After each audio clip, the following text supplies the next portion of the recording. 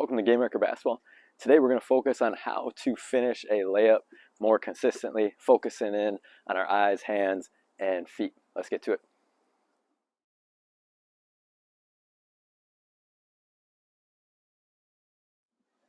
So we're going to focus on making these layups more consistently with kind of three different keys. Now the first key is going to be with what are we doing with our eyes?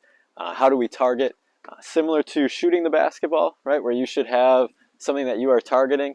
The same thing when you are finishing a layup, you should be finding a point to aim at. Now we want to use the backboard as much as possible on our layups, especially younger players or smaller players that can't kind of finish right over the rim. We want to use that backboard. So you're going to find points on the backboard that you are going to target as you're going up for your layup. Now on this backboard, I do not have kind of one of those white squares that you'll see on a backboard, on a lot of kind of indoor backboards as well, where that corner of the square, that might be that point that you want to use that kind of gives that nice bounce into the basket kind of in general. But that doesn't mean you want to use that every time, right? So you're going to, as you kind of play a little bit more, you're going to find, depending on where you shoot it off the backboard, more towards the middle, higher, lower, more towards kind of the side or the outside of the backboard, it's going to come off a little bit differently, and you want to kind of get used to that. And there's going to be different times where you want to kind of find that point on the backboard that might be a little bit higher or further outside, that's where you want to lay the ball off of. And so finding that point, but always having it, right? Just like when you shoot the basketball, you got to have somewhere that you're aiming it. Every time that you finish, we don't want to be looking at the floor or looking at kind of a teammate or a defender and just kind of throw that up there. We want to be able to focus on that spot that we want to hit so that we hit it, again, more consistently. So first one is just targeting. Second key is going to be how you release it off your hand. And so there's kind of three basic hand releases. The first two will be kind of priority for you as you get started. First one is going to be overhand. So similar to you kind of shooting the basketball, it's going to be that overhand. You're going to need kind of a follow through as you go up for that layup. Again, following through, kind of pushing that high off of the backboard wherever you're kind of choosing to shoot it. So that overhand finish, again, that's a really good one to kind of get started with as you're maybe working on shooting at the same time. Second one is going to be have an underhand finish. So for this one, you're going to kind of spin that ball out of your fingertips a little bit lower, right? We don't get that kind of upward motion as much. And that's going to be kind of our second way to finish. So off that glass, again, wherever on the backboard that you want to find. Again, this one you can maybe kind of float it up and spin it off, get a little bit more different angles, but that'll be kind of a critical one to get good at as well. So working on both your overhand finish and your underhand finish to start with. Now, third one, kind of a little bit more advanced, or maybe as you get more comfortable with the first two, will be kind of a wide finish, right? So kind of a hook finish. So this is a good one to use when there's a more athletic defender, taller defender, kind of coming over to maybe block your shot or is guarding you as the primary defender to keep that wide and away from them. So again, kind of a hook finish,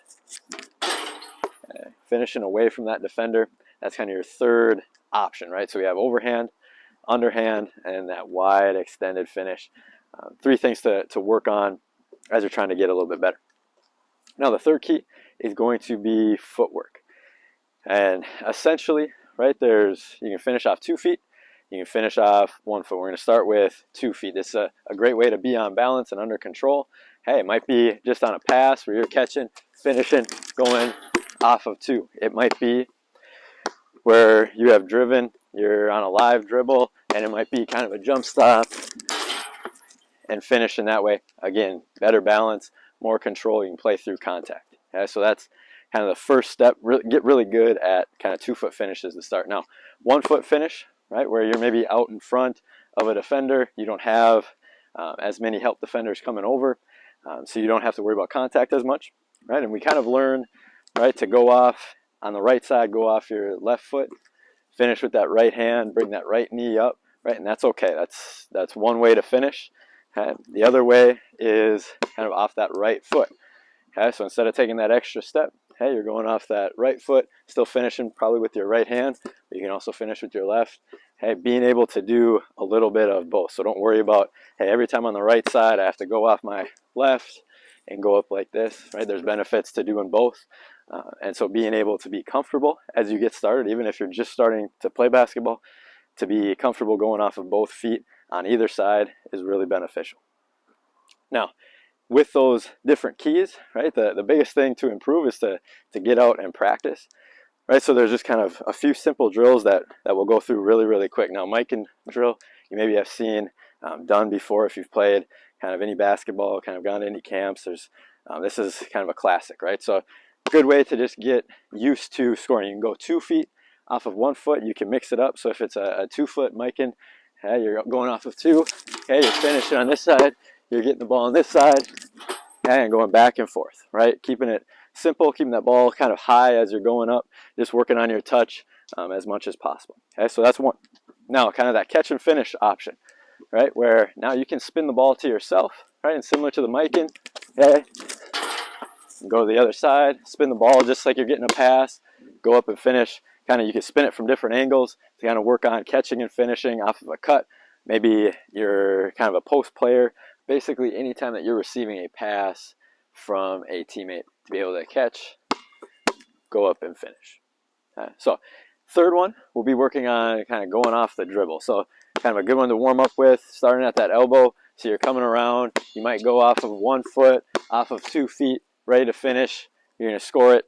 And then come around this elbow, same thing, attack. You can go 1 foot, 2 foot finishes, kind of whatever you want to get yourself warmed up to be able to make a difference and improve your finishing. So there are 3 kind of quick, easy drills to use to warm up to help incorporate those 3 keys and finish more effectively, more consistently with your layups. Thanks for watching.